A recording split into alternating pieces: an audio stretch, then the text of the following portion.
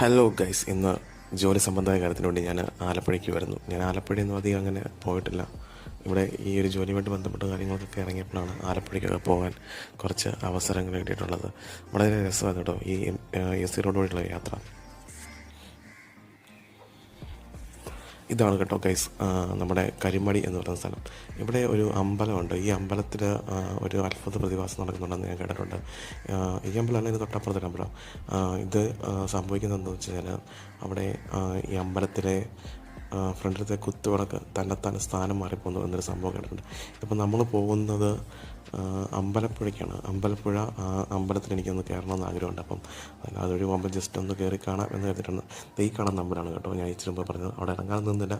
ഞാൻ ഉച്ച സമയത്തായതുകൊണ്ട് അങ്ങോട്ട് ഇറങ്ങാൻ നിന്നില്ല കേട്ടോ.